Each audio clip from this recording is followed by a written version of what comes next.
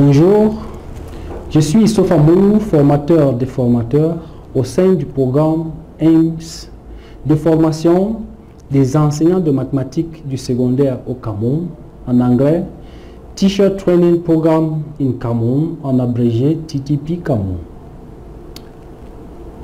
À propos de la pensée et du raisonnement, Madame de Staël disait « Rien n'est moins applicable à la vie qu'un raisonnement mathématique ». Et le célèbre président américain Abraham Lincoln relevait quant à lui « Que l'on me donne 6 heures pour couper un arbre, j'en passerai 4 à préparer ma hache ». Je vous laisse réfléchir sur ces deux pensées et vous souhaite la bienvenue à cette première unité de formation Pensée mathématique et résolution de problèmes. Cette unité fait partie du 4e module Raisonnement mathématique et résolution de problèmes. Pour introduire cette unité de formation, nous allons considérer 2 élèves de la classe de 6e dans un lycée ou un collège du territoire camerounais. Pour la circonstance, appelons le premier Nyanga et le second Magnan. L'élève Nyanga est capable de réciter de mémoire et à perfection les tables de multiplication de 2 à 12. Cependant, Nyanga n'est pas capable de déterminer le nombre total de pain qu'on achète en une semaine pour le petit déjeuner en achetant 2 pains par jour. L'élève Magnan, par contre, n'est pas capable de réciter les mêmes tables de multiplication, mais face au même problème, en utilisant des bâtonnets ou tout autre matériel, il est capable de déterminer la solution par des additions successives ou par d'autres méthodes. Alors, peut-on dire que ces 2 élèves appliquent un raisonnement mathématique? Si oui, lequel et à quel moment?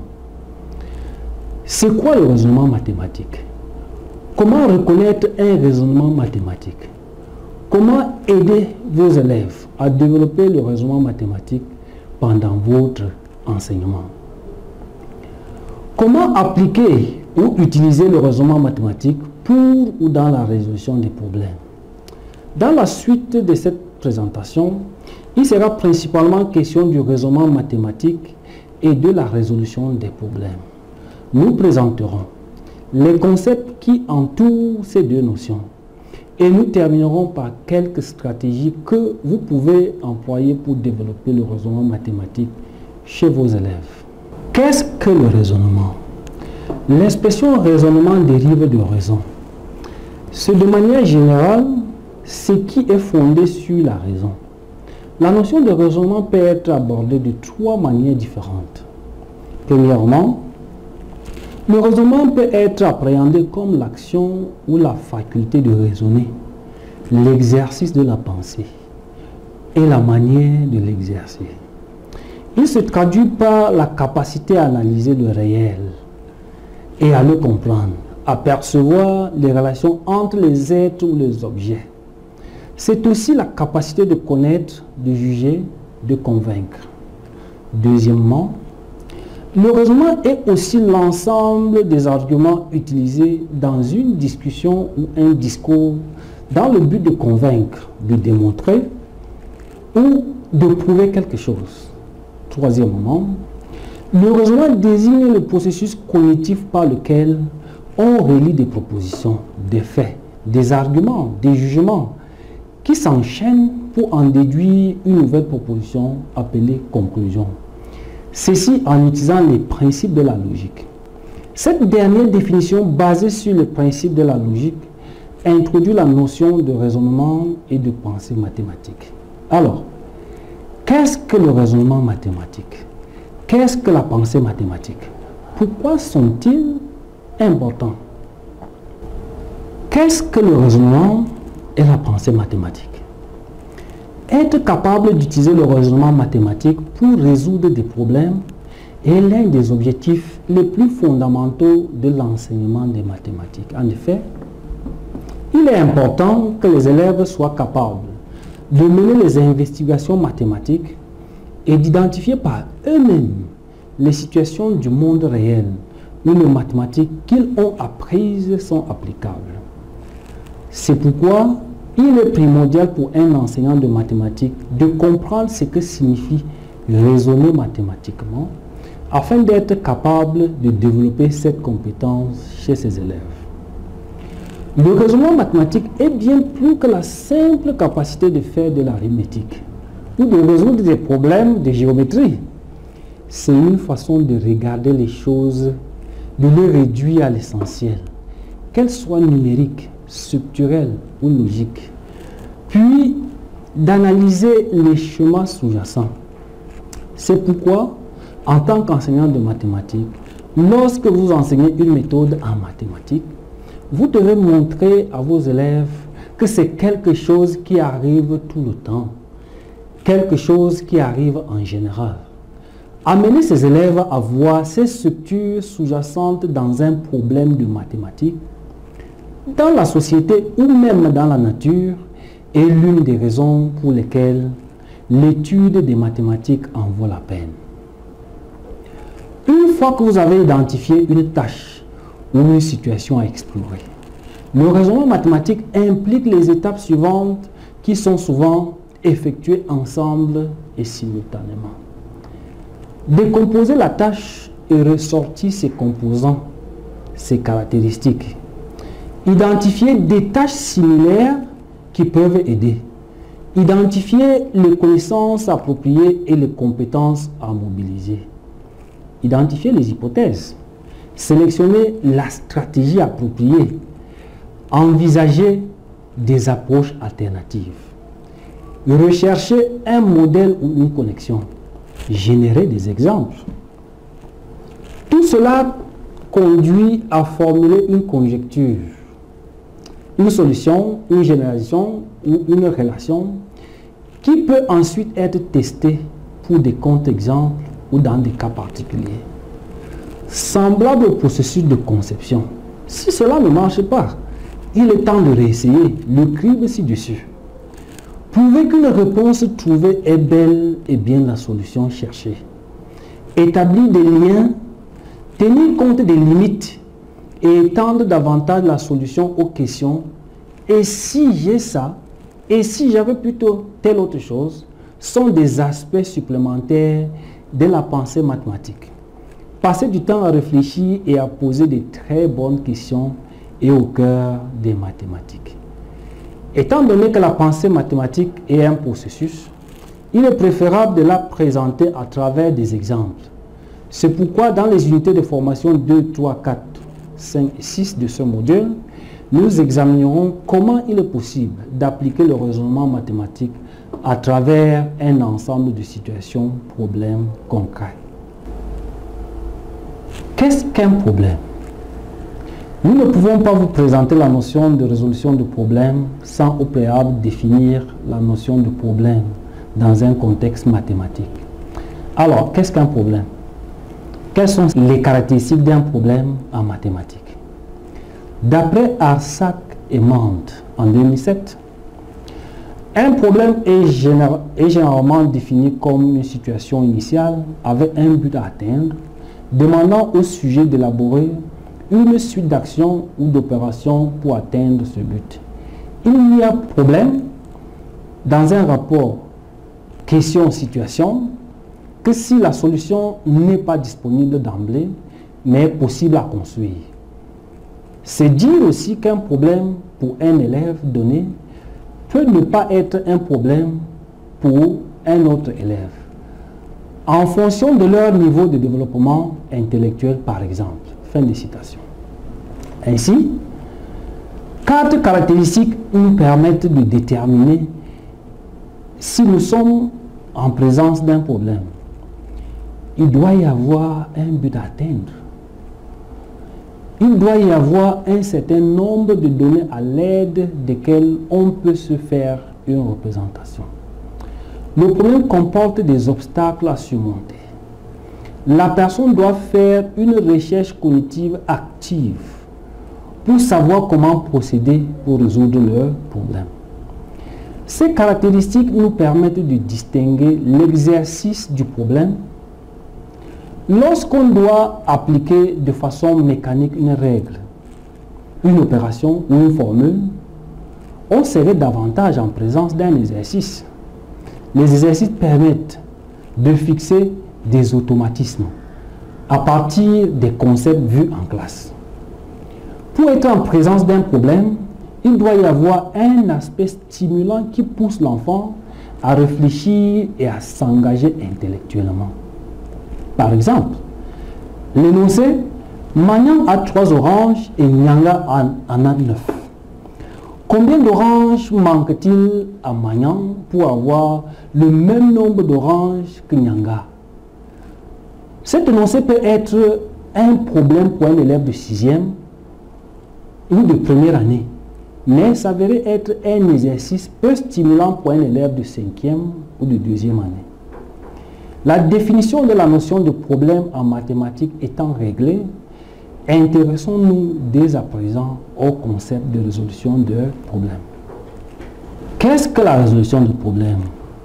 La résolution de problème est le processus consistant à appliquer des connaissances et des compétences déjà acquises dans des situations nouvelles et auxquelles on n'est pas habitué pour apporter une solution. La résolution de problème fait appel à 3 facteurs: la réponse, la méthode et la solution. Examinons ensemble ces 3 facteurs. La réponse se réfère à un nombre, une quantité, ou toute autre entité dont le problème est à la recherche. La méthode fait allusion aux moyens utilisés pour obtenir la solution, alors que la solution est le processus entier de résolution du problème, y compris la méthode d'obtention d'une réponse. Ainsi, la méthode plus la réponse est égale à la solution. À cet effet, plus vos cours mettront l'accent sur cet aspect, plus vos élèves auront l'occasion d'étudier les mathématiques comme une discipline exploratoire, dynamique et évolutive. Ceci par opposition à un ensemble de lois rigides, absolues et non extensibles que l'élève doit mémoriser sans chercher à comprendre. Pour aboutir à ce changement dans votre méthode d'enseignement, votre effort constant doit se focaliser sur la recherche de solutions, pas seulement les procédures de mémorisation, l'exploration des structures, pas seulement la mémorisation des formules, la formulation des conjectures, pas seulement faire des exercices. Maintenant, quelles sont les étapes de résolution des problèmes? Il est important de favoriser chez vos élèves le développement des stratégies de résolution des problèmes. Une telle stratégie doit être souple afin d'être adaptable à des situations nouvelles. Pour la résolution des problèmes, nous vous proposons les 4 étapes de résolution de problèmes suivantes. Premièrement, comprendre le problème. De quoi s'agit-il? Cette première étape permet à vos élèves de s'approprier le problème, d'essayer de comprendre ce qui est demandé. Pour ce faire, conseillez à vos élèves de lire le problème à plusieurs reprises, 2 fois, 3 fois ou même en plus. Représentez le problème par un dessin ou un schéma si nécessaire. Repérez l'information utile à souligner, à encercler, à surligner. Repérez l'information inutile qu'on peut supprimer, qu'on peut ignorer, qu'on peut barrer. Reformulez le problème dans ses propres mots, en ses propres termes. De quoi est-il question? Que sait-on? Que veut-on savoir? Cette première étape terminée, on passe à la deuxième qui consiste à trouver une stratégie ou à élaborer un plan. À cette étape, vos élèves doivent décider comment ils vont s'y prendre pour résoudre le problème. Pour ce faire, chaque élève peut opter pour différentes stratégies. Il peut se référer à des expériences antérieures, dresser un plan mentalement ou en dessinant un tableau, un diagramme, une liste, une courbe. faire appel à du matériel de manipulation au besoin, simuler le problème, procéder par essai-erreur, simplifier le problème en diminuant par exemple la valeur des chiffres ou en morcelant le problème en plusieurs étapes. Troisièmement, utilisez la stratégie retenue pour résoudre le problème. À cette étape, vos élèves doivent mettre en pratique ce qui a été imaginé à l'étape précédente. Ils appliquent donc la stratégie choisie et font les calculs nécessaires. À ce stade, il est fort possible que les élèves aient besoin de s'arrêter pour réfléchir en chemin ou de retourner à l'étape précédente. Chacun de vos élèves doit se montrer systématique et laisser des traces de sa démarche. Par exemple, en écrivant ce qu'il cherche, en précisant ce qu'il a fait par un dessin, par une équation, en écrivant les calculs de façon suffisamment claire pour pouvoir s'y référer par la suite et les vérifier, en écrivant la réponse. Enfin, dernière étape, avoir un regard rétrospectif sur la solution. En tant qu'enseignant de mathématiques, en enseignant la résolution de problèmes, vous devez guider les apprenants de telle manière qu'ils soient en mesure de généraliser le problème. Généraliser le problème, c'est créer un problème dont la spécificité vient du problème original. Par exemple, un problème relatif à 3 poules peut être changé en un problème dont le nombre de poules n'est plus spécifié. Étendre le problème. L'extension du problème est une idée apparentée à la précédente. Par exemple, un problème qui fait appel à une opération d'addition pourrait être remplacé par un problème faisant appel à une multiplication. Qu'est-ce qui se passe dans la tête de l'apprenant dans la résolution des problèmes? Avant d'aborder un enseignement, vos élèves auront déjà des idées et représentations sur le savoir à enseigner qui proviennent des interactions qu'ils ont avec leur environnement.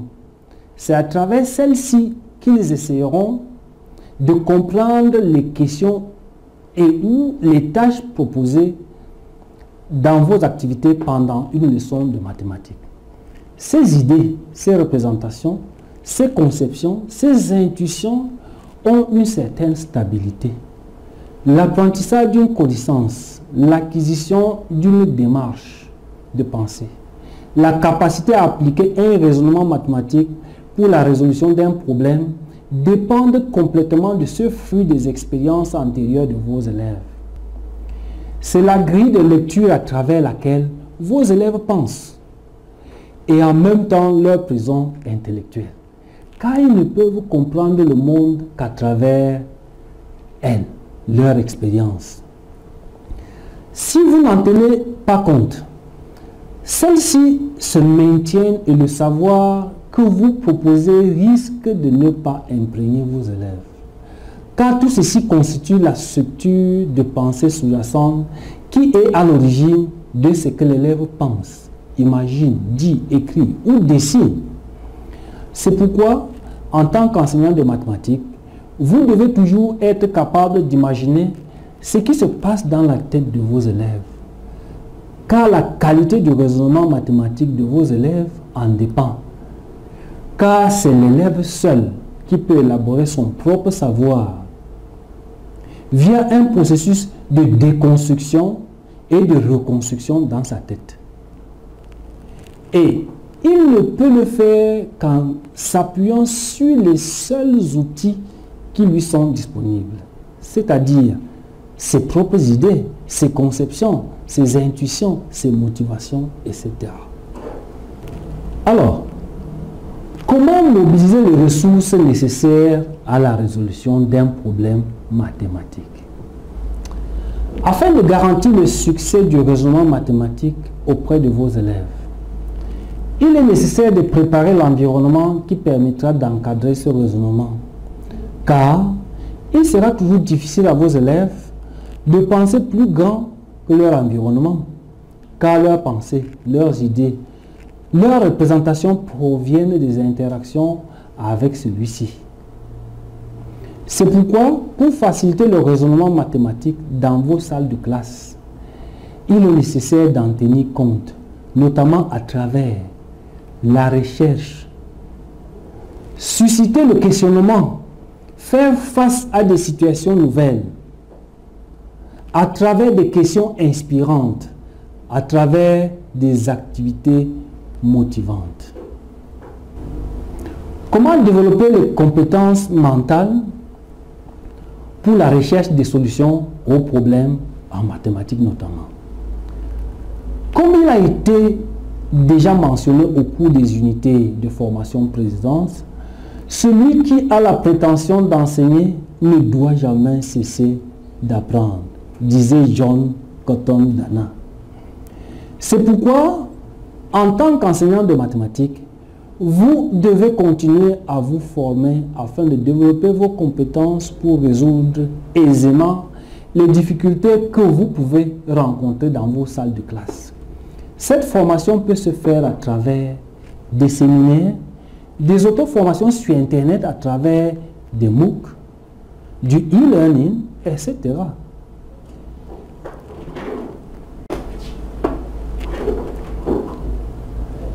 Quelles sont les bonnes attitudes mentales pour une créativité face à un problème? La créativité est une capacité de plus en plus demandée. Elle fait partie de l'enseignement des mathématiques et constitue un ingrédient nécessaire pour effectuer des travaux mathématiques.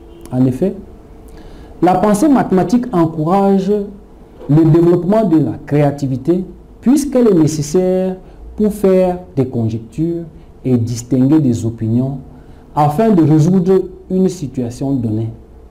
En mathématiques, la créativité est basée sur la connaissance. Elle consiste à construire quelque chose de nouveau en se débarrassant des modes de pensée établis auparavant, en considérant de nouvelles possibilités et en appliquant un large éventail de connaissances mathématiques. Afin de considérer ces nouvelles possibilités, il est nécessaire pour vos élèves d'avoir certaines attitudes mentales, comme par exemple la curiosité ou la sensibilité au monde qui les entoure, l'ouverture d'esprit, la capacité à se remettre en question, l'humilité, la capacité à créer, la capacité à innover, l'esprit d'analyse et de synthèse, la capacité d'organisation. Quel est donc le rôle de l'enseignant dans le processus de la pensée et de la construction d'une démarche scientifique chez l'apprenant?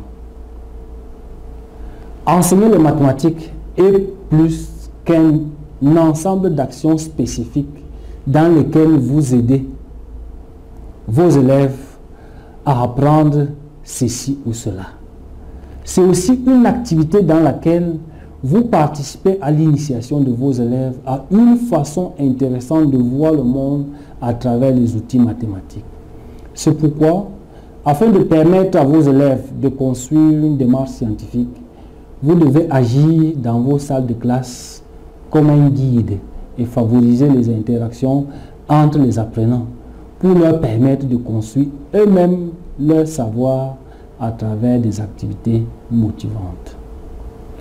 Pour conclure, retenons que la résolution des problèmes est un aspect crucial dans l'apprentissage des mathématiques et permet à vos élèves de développer leur capacité de raisonnement. Elle donne aux apprenants un contexte pour apprendre les mathématiques et améliorer le confort de compétences dans les situations inhabituelles. Une approche de résolution de problèmes aidera les apprenants à se faire eux-mêmes leurs idées sur les mathématiques et à prendre la responsabilité de leur propre parcours d'apprentissage. Le défi pour les enseignants à tous les niveaux est de développer le processus de raisonnement mathématique tout au long du cours et de rechercher les moyens de présenter même les tâches de routine en mathématiques dans des contextes de résolution de problèmes. Comme vous le savez, se réunir est un début, rester ensemble est un progrès, travailler ensemble est la réussite. N'oubliez pas de partager vos idées et questions dans le forum. Vous pouvez également vous rendre sur la plateforme COP du TTP via le lien qui s'affiche afin de discuter avec les membres de votre cluster.